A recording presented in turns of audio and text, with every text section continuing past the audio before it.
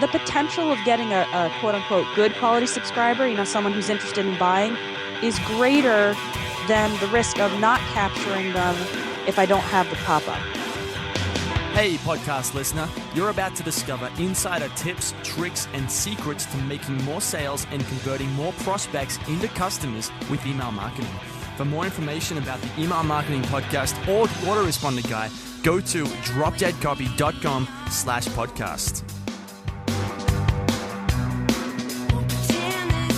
Hey everybody, it's John McIntyre, the Autoresponder Guy, and it's time for episode 34 of the McMethod Email Marketing Podcast, where you'll discover how to increase your email profits by 25 to 100% in 90 days or less without spending more money on advertising. And more about that tweak to the intro in a minute. Today I'll be talking to Shayna Oliveira. Now, you'll hear more about Shayna in just a minute when I get into the interview.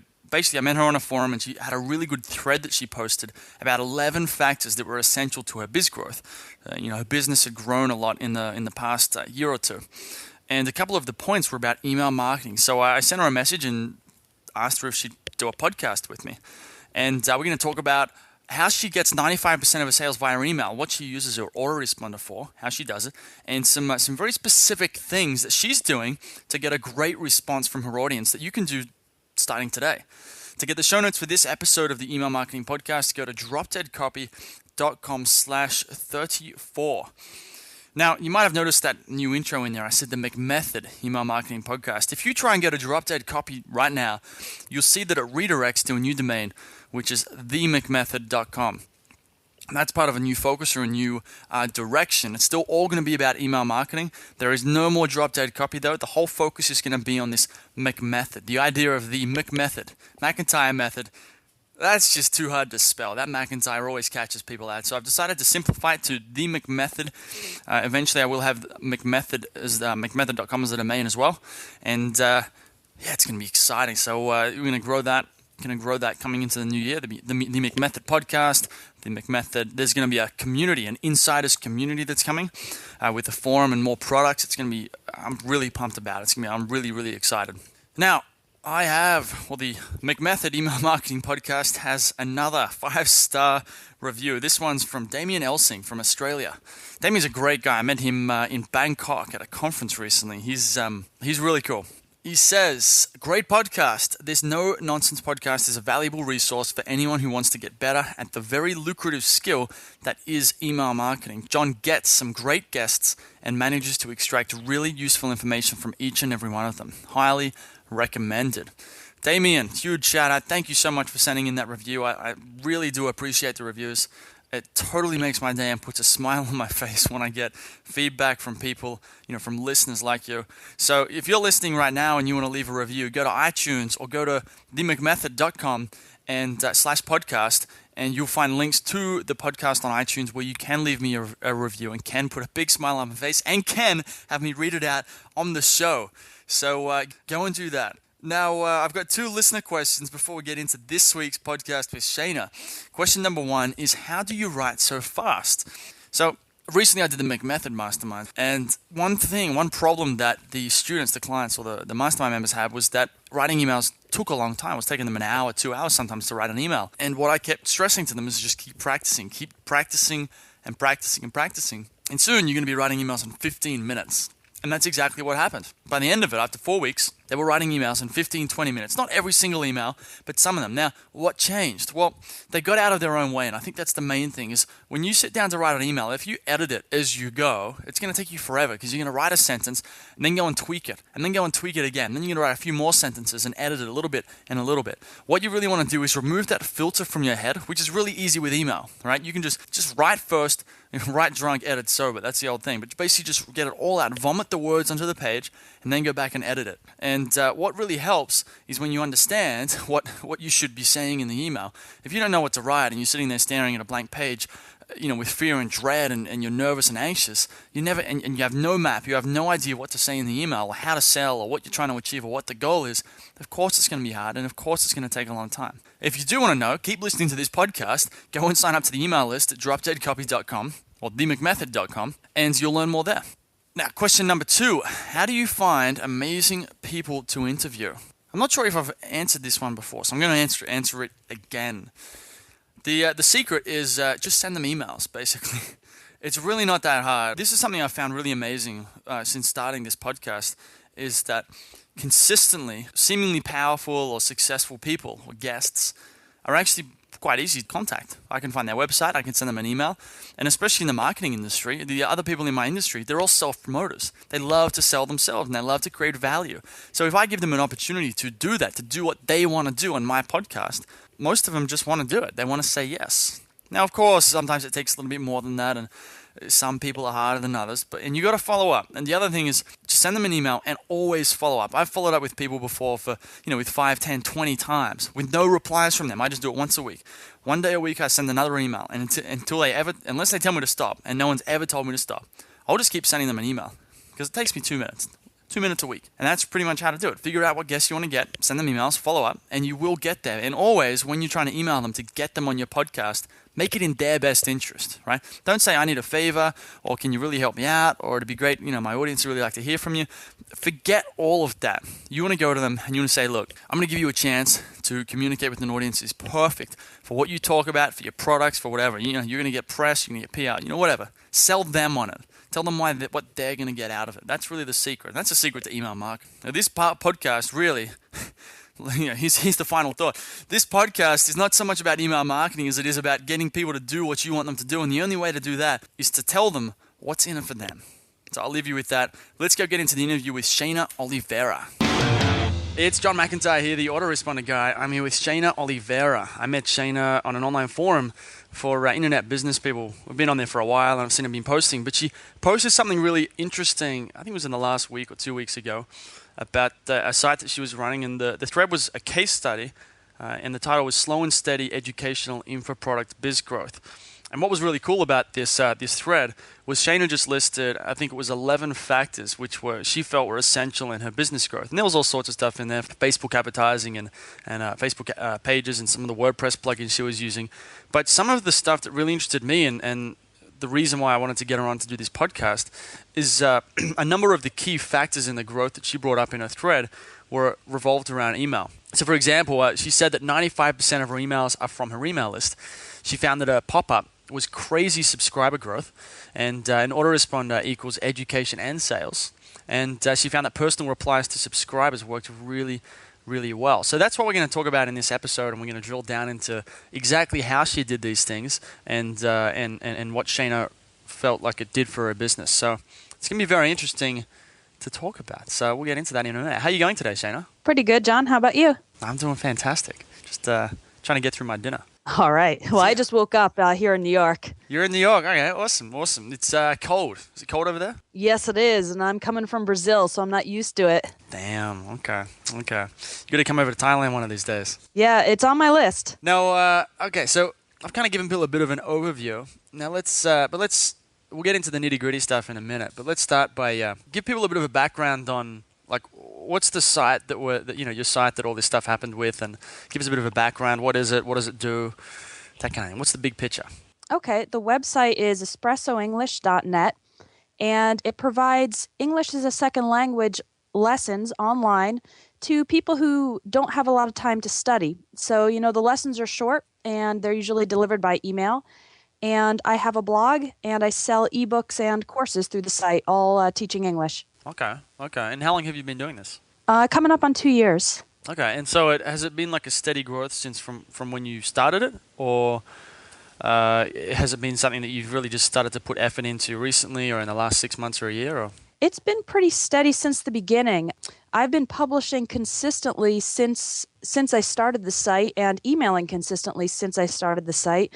And the growth of both subscribers and sales has just gone up pretty steadily over time. There have been no enormous spikes or anything like that. But, when you take all that cumulative growth over 2 years, it adds up. Okay, absolutely. Okay, so let's talk about this email. One of the first things that I found, the most interesting thing I found in your post was that 95% of your sales are from your email list. So, tell me about that. Are you letting people sign up to buy the product on the website, or do you force them to go through the email list? I don't force them, but I highly encourage them. I have a pop-up, and a scroll box that comes in from the bottom, and as well as a feature box on my homepage. So there are multiple opportunities for someone to get on the list, although I don't force them to go through a welcome gate or something like that. But that results in about, current level, about 120 new subscribers per day. And, I've played with, taking the pop up off, putting it back on. But at the moment, I feel like it's the best way to just get people, on the list, get them receiving some free content and getting them used to my teaching style so that they know if they do want to purchase a course, they know the way I teach and, hopefully like it enough to purchase from me. Right, okay. So you're using the site as kind of the main goal of the site is to get people onto the email list. And then if they kind of Yes. skip that, they can find the product if they poke around. But it's very obvious that the next step for them to take is to sign up to the email list, right? Right, exactly. Okay, and so what's this pop-up? Is this just a standard Aweber pop-up or are you using a special plugin? I'm using a plugin called Pippity. Okay. I think it's a one-time purchase plugin, and it has, some templates and customizable pop-ups, and of course you can do all the stuff like delay the pop-up, set it to display once every 30 days, which is what I have mine set on. And I liked the look of it, and I felt it was adequate for my needs, and it served me very well. Okay, so you find that like no pop-up versus pop-up is a huge difference in the amount of subscribers that you get. It is huge. And for a while, I debated about the quality of subscribers because I had heard some people saying that if you remove the pop up, you'll get maybe fewer but higher quality subscribers. And that may be the case, but honestly, I keep it up there not just to grow my subscribers faster, but because I feel that the potential of getting a quote unquote good quality subscriber, someone who's interested in buying, is greater than the risk of not capturing them if I don't have the pop up, if that makes sense. Right, so it's kind of like you have more to lose by not having the pop-up than by having the pop-up. Exactly. And I do also eventually clean my list. I don't know your opinion about this, but after every 3 months or so, I take the people who haven't opened a single email from me in the past 3 months, which would have meant they had to ignore 90 emails, and I just take them off because I figure that person's obviously not a warm lead. Right, absolutely. Okay. So one thing I think is really important there that to jump back a little bit is the way you've set up your site, and this could work for a lot of different people. That too often when I've been to sites before, it's very hard to figure out what the next step is. Like what are you meant to do on the website? There might be a bunch of content, some blog posts, and all sorts of things like that, but it's often not very clear on what the next step is. And if there's multiple things, such as buy this product, read this page, sign up to the list, there's all these different things going on. It's very hard for someone visiting the site to know what the next step is to take.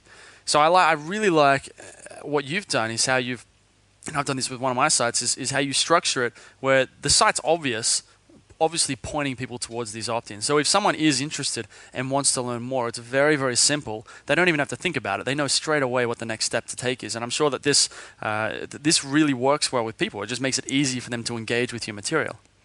Exactly. And it's interesting. It's never as obvious to the person visiting your site as it is to the site's creator what the next step is. So if you created the site, you might think, oh, it's obvious that my prospect should do X, Y, and Z, but you got to get someone else to look at it because they might not think it's so intuitive. Right. Okay. Now tell me, with the opt-in, what are you offering people who join your list? I'm offering 2 free grammar ebooks. So it's 2 ebooks about English grammar, which might not sound very exciting, but for someone who normally pays for textbooks, it's a pretty good deal. Absolutely. That's cool. So most people, would think that's boring, but you've got your avatar mapped out, so you know that these people, they really like a grammar book, even though it sounds boring. Exactly. And if it's a grammar book that explains things in a easy and, not horrendously boring way, then, it'll be a pleasure to read. And a lot of people have told me that the book's been really helpful. That's great. Okay, and then what happens after that? After that, they get an email delivering their books, and within that email, there's also an opportunity for them to make a $1 purchase, which is the accompanying audio files for the books. And not a lot of people take advantage of that, but a few do. And that's a recent addition because I thought it might be good to at least get some people to convert from subscribers to customers right away, even if it's just a dollar purchase. Okay. Have you been able to track the results of that, or is that just it's too recent of an addition? It's still pretty recent. I'd say about maybe 4 or 5 people actually, take up that offer, but I haven't tracked them through to see if they then are more likely to become customers of the higher priced courses. Okay, that's something that will come a bit later, I guess. Sure. Okay, so and then I know you've got a very long autoresponder sequence, which I think is great because, I mean, long in terms of compared to most people. Because the other day I was talking to someone and they seemed to think that 10 emails was a long autoresponder sequence. So tell me, I mean, how long is your autoresponder and what's your strategy there? How have you come up with everything and what's your strategy? Well, it's 90 days, but it's an email once every 3 days. So I suppose 90 days might be long if it was daily emails, although I know some people are very successful with that. But, it's twice a week. So it's not, I don't think it's overwhelming.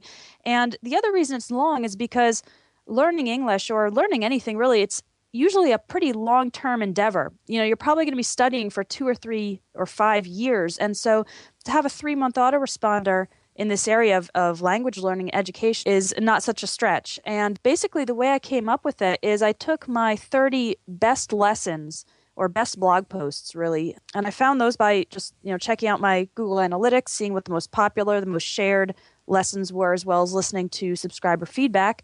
And I realized that those lessons were kind of getting buried in the blog, and I took those lessons and turned them into my autoresponder. So basically, once every 3 days, the person who signs up for my list gets a free English lesson, and it's one of the best that I've published among the several hundred that are on the blog. Okay, so how much? So you're doing a lot of education in the autoresponder. Is every email teaching people something? How do you balance? How do you make the balance between the content and the blog post versus the sales type of emails? Well, basically, every email is both teaching and sales. So let's say I send an email about 10 English phrases to use in a job interview. So I'll have the free content, which is the lesson, and right under that, in the email itself, is basically a sales part that says, if you really want to go deeper in this area, you have a business English course, and that's the paid offering. And I always try to link, when possible, the theme of the email. If the email is about pronunciation, I put my pronunciation course at the bottom. If it's about travel English, I put my travel English course at the bottom. So it's the logical next step. Oh, after you've read the free stuff, if you want to take the next step is purchasing the related course on that topic. Okay, and is there any sort of flow to it? Like, as in the 90 days, is that organized in a particular way, or have you just taken the best blog posts and then mixed that in for 30? So there's 30 different emails for 90 days. Have you just kind of gotten say the 30 best blog posts and made that the autoresponder, or is there some sort of order that you found works best? There's no particular order, although I do try to mix up the areas, so not to put a whole bunch of emails in a row about, say, business English. If someone's not studying English for their career, they're not going to be particularly interested. So I just try to rotate it. But in my area, I found it hard to follow. I know it's a common advice to kind of create story arcs and open loops and that sort of thing. And I haven't really quite figured out how that would be applicable to English teaching. So I just do the rotation of the topics. Okay, and how are you structuring these emails? Are these is it a link to a blog post, or are you? Because I think you've probably seen some of the emails I send where it's just kind of like a story and then a pitch. What's your structure with your emails? It's usually a little personal introduction that is written by me. In today's lesson you're going to learn, and I explain what they're going to learn or why they should be excited about it, or sometimes to get them intrigued. Do you know these 10 slang words about the human body? Something like that, and it's usually a link to the post on the website, because the posts often have video, so they'll need to watch it on the site. There's text under the video for those who can't watch video, and then under that there's the link, the pitch, and the link to the paid product. I try not to make my emails too long, because since one of the value propositions of my site is that you'll be able to learn English without spending a ton of time studying, I want people to know that when they open up my emails, they can take their lesson in 10 minutes, or they can read it in 2 minutes, and not have to slog through a huge long letter or a huge long lesson. Right. Okay. So how long are they? Are you saying 200, 300 words? Or? Oh, I've never bothered to do a word count. I kind of just estimate by the length on the screen. Interesting. Okay. And you also mentioned in your post personal replies to subscribers. So I guess do you have questions in the email sequence that people are responding to? Yeah, actually, the second email they get, which is on day 2 after they've signed up for the list, is it's an autoresponder, but it looks personal. It looks like it comes from me, and thanking them for signing up for the list, sending them their links to their free stuff again. And I also ask them, hey, I'd love to hear what's your biggest difficulty in learning English, and hit reply to this email, and then I'll respond with some tips for you. And I was a little nervous about putting that in there because I was afraid I was going to get just completely flooded with responses. I do get a lot of them. I do get several dozen a day, but people really appreciate my asking. And when they share their difficulty with me, I do respond to each person. And the secret is that I use a Gmail canned response because the responses do usually fall into one of, 7 or 8, common questions or common difficulties. And a lot of people then write back again saying, I never expected a response. Thank you so much, from a big company like Espresso English, which of course is just me and my computer, but nobody knows that. The joys of the internet. You can did you screenshot that email and save it to your computer? Which the big company one? Yeah. Yeah, I should have. It's somewhere in my archives. I love emails like that. Okay, so are you doing these quick? Because I do this as well. Like, someone sends an email and I've asked them a question and they've said something, and sometimes it's short, sometimes it's long, depending on the email and how much information they've given away. Sometimes I'll give them a long response and try and really help them out with their problems. But if they've just said something real quick, sometimes I'll just send back a smiley face. So do you have are your responses, are they, one sentence, two sentences, or are you sending a few paragraphs back? I'm actually sending a few paragraphs because, when I ask what's your biggest difficulty in English, most people either say speaking, listening, vocabulary, grammar, pronunciation, or writing. Those are really the only 6 responses. Occasionally someone sends a response that's different and then I'll actually type out a response. But basically for those, I wrote up it's a couple paragraphs, it's maybe 2 or 3 paragraphs about my best tips about that area, and I just insert it as a canned response. So it is kind of on the long side, but on the flip side, it doesn't take me any time to actually insert that reply. And, when possible, if I can make some sort of personal connection, for example, if the person mentions they're Brazilian, I'll write at the top, oh, I also live in Brazil, I love your country, some sort of personal thing, but then I'll just insert the canned response, which of course is appropriate to what they've asked. And so it looks like I've typed out a whole long reply, but it's actually just being copied and pasted. Okay. And then people respond really well to that. Yeah, exactly. They say, a lot of times they'll just say, thanks so much for your tips. They were really helpful and that kind of thing. Okay, that's really cool. So, I mean, tell me about some of the challenges over the last kind of few months or couple years trying to build this site. Did you have any challenges with email or any beliefs about emails that proved to be wrong? Not beliefs that have proved to be wrong, but I guess the biggest challenge is, everybody says to experiment with different approaches, test everything, see what works, see what doesn't work. My problem is I don't have the patience to test it. An autoresponder is long. It's 90 days. So if I'm going to test an entire sequence, that can only be done once a quarter, essentially. And so I'm not really sure how to resolve that. I do keep changing things kind of based on my intuition, based on my gut, but I wouldn't be able to back them up and say, oh, I have solid test results that this results in more sales. So I'm really still not sure how to resolve that paradox of how to test things in your email approach and your autoresponder without having it take an enormously long time. Everyone goes on and on about testing. This is a huge thing that everyone's talking about, but you found that it's not just because of the time it takes that you haven't done it, but that hasn't held you back either. Exactly. Sales continue to go up, so I guess either, my intuition is good or else I'm just fortunate, but, I kind of revise based on feedback, based on trends I see. I do kind of take a look at open rates and click-through rates, and if I notice that an email is a complete bomb, I'll replace it in the autoresponder sequence. Or if I notice that one is particularly good in terms of opens or click-throughs, I'll try to analyze it and see, okay, is it the headline, is it the subject, and try to replicate that in some of the other emails. Do you test the other stuff, like landing pages or anything like that? Nope, that's my 2014 project. Okay, so that's one of the things. So what's coming up? So it's all going well so far, and you have the autoresponder set up.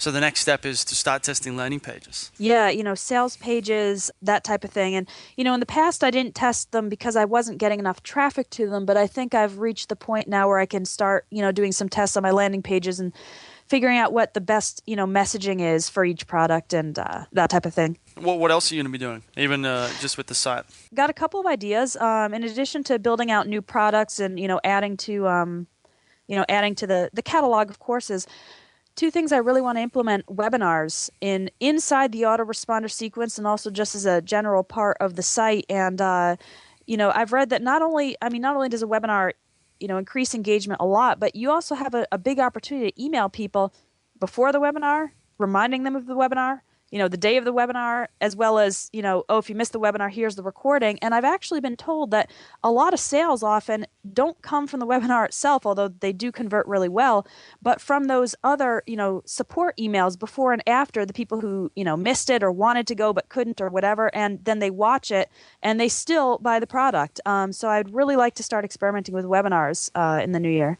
Awesome. We're right on time. So before we go, though, if you'd like to, you can tell people where they can learn more about you or maybe check out the site. So my business site is espressoenglish.net, and then I have a personal blog at adventurous-soul.com. Okay, and people can email you there if maybe they have a question, maybe they're learning maybe they want to know how to speak English as well. Absolutely. I welcome emails about English, entrepreneurship, autoresponders, anything in between. Okay. And if there's one thing, this is the final question, if there was one thing you could tell someone who's kind of in a similar place and they're trying to figure out how to monetize their website better with email marketing, what would be your number one tip? They haven't done anything yet, but they want to know where to start, or what's the biggest thing that they could focus on? Well, the biggest thing is to just start. It doesn't have to be perfect at the beginning, but you can grow and develop your email strategy, your autoresponder as time goes on. When I started emailing, there were 23 people on my list for my first e-blast, but I didn't let that stop me. So I just kept going over time. The list grew, kept learning, but don't wait until you have a giant list or until your website's been on the air for 5 years before you start. Start now, as soon as you finish listening to this podcast, if you haven't done so. Absolutely. Fantastic advice. All right, Shayna, thanks for coming on. Hey everybody, thanks for listening.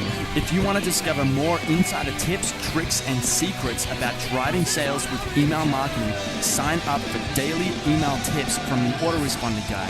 Go to dropdeadcopy.com/podcast. Sign up, confirm your email address, and I'll send you daily emails on how to improve your email marketing and make more sales via email.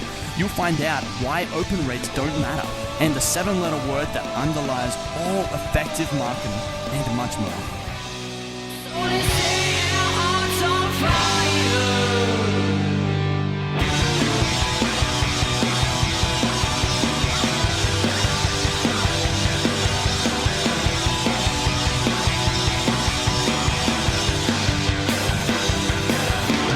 The editing and production of this podcast were provided by Authority Engine.